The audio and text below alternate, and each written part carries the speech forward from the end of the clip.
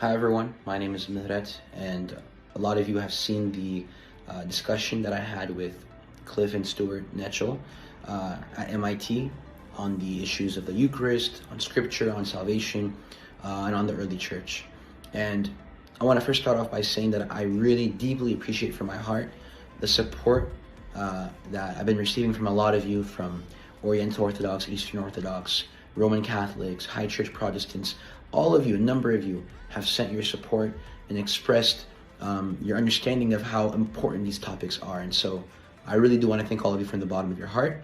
And I hope that, you'll spread this to other people as well. And, I do want to kind of give some context. When I went to MIT to speak with Cliffe, there was no agenda. In fact, I'll say this, I very much appreciate what Cliffe and Stuart are doing in the sense of bringing people out of utter disbelief, out of atheism, out of other different religions.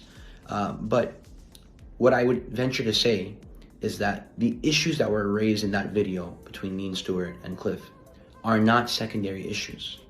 They're issues that profoundly affect our understanding of the gospel, of salvation, of Christ, and of Christianity as a whole. And so evangelism is good, but we need to direct people to the fullness of truth. It's not just about bringing people out of disbelief, but it's about bringing them into the perfection of belief, into the perfection of the fullness of truth, into that truth, that deposit of faith, which Christ himself entrusted to the apostles, because Christ himself says in the Gospels, I am the way, the truth, and the life. And, at the heart of the discussion, what I really, really wanted to kind of make my point about is that I myself know nothing. Cliffe and Stuart, all of us were infallible. We're random people, that got up in 2025. So we should not trust our own interpretations. We are not infallible interpreters.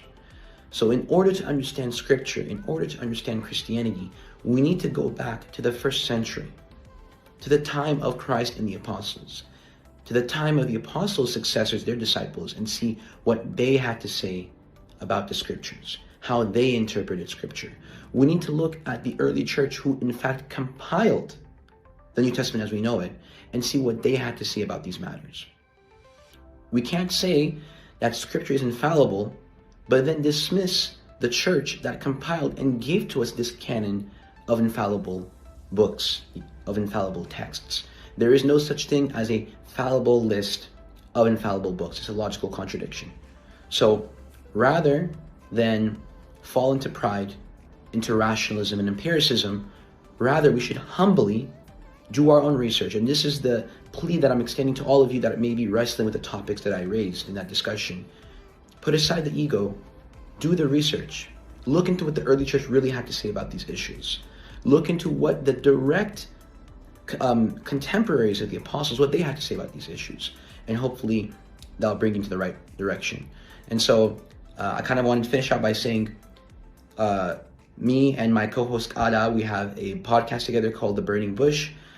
You can find us on YouTube, on Instagram. Hopefully you'll give us a follow. We have a lot of interesting videos that we're making and that we've already made, doing deep dives into scripture, into a lot of these really, really important concepts.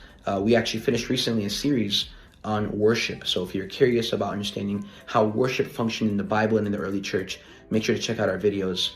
Thank you all. And lastly, I want to add, I am a sinful servant. And so I want to ask all of you to pray for me. Pray that I don't get in the way of my service to Christ. And I hope all of you will make sure to spread this to your friends, to all those around you, your coworkers, your family, so we can get that message out. God bless.